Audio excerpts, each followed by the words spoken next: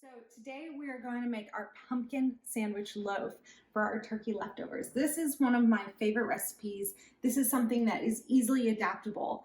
And so normally I'd make this as a white sandwich loaf, but I've decided to use pumpkin as my wet ingredient.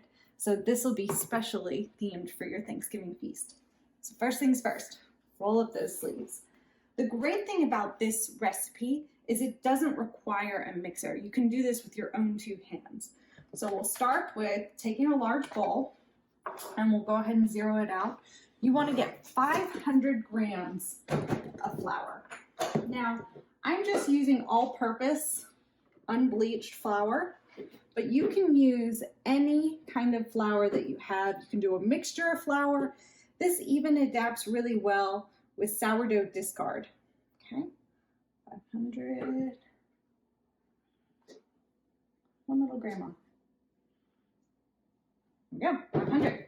So the next thing I like to do is I will form a little well in the center of my flour. Okay, we see that? In my well, I'm going to add a squirt of honey. I don't even measure it, but it is about 1 tablespoon of honey. That's about it, maybe a little bit more. Just a squirt. Now I'm going to zero out my scale and I'm going to do 30 grams of olive oil. Now you don't have to use olive oil if you don't want to. You can use any kind of oil or you can use melted butter. Just make sure your melted butter isn't too hot. So 30 grams into your well.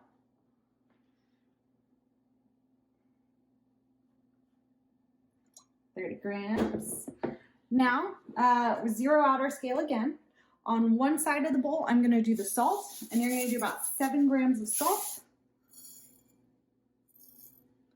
For me, that's about a handful, small handful of salt. There you go, 7 grams. On your other side of your bowl, you're going to use 7 grams of yeast. So zero it out. And let's see. 7 grams, 7 grams. Okay. At this point, this is the fun point. Now you're pretty much done with your scale, so you can move that aside. Now we go ahead and take our can of pumpkin. This can of pumpkin is 425 grams. We don't need the entire can of pumpkin. So we're going to do this by feel. And I'm going to show you what you're looking for. We only need probably about 325 grams of pumpkin. It's just going to kind of depend on the consistency of your flour. Some flours might require more moisture, some might require less. So we're just going to go by feel. So here we've got our pumpkin. Very exciting. So start, and this is my favorite part because I like to get my hands dirty. So go ahead and just start swirling around a little bit, get that stuff a little bit mixed up. And then now you can slowly start to add your pumpkin. And it'll eventually come together as a dough. Does that look cool up there? Start a little bit more. So I made this recipe initially, it called for milk, and my husband and I don't really drink a lot of milk. So I first adapted it with water, and then I realized very quickly I could start changing out the water substitute and put in lots of different things. I've used applesauce, apple cider, coffee. You can basically start to play around with whatever your wet ingredient is. So let's see. So that's starting to get a nice orangey pumpkin color. I'm going to need some more. We're not quite there yet. Okay. So you're going to start to see it come together as a dough. At this point, if you see it's still crumbly, it needs more moisture. It's not there yet. Now you'll know when it gets sloppy, when the dough feels sloppy, that's when there's too much moisture and you have to add more flour. Maybe I am going to use the whole can. Let's see. Okay. So far, my only thing I need is a scale, a bowl, and your 2 hands. You don't need a mixer. All right, so perfect. We are almost at the perfect consistency.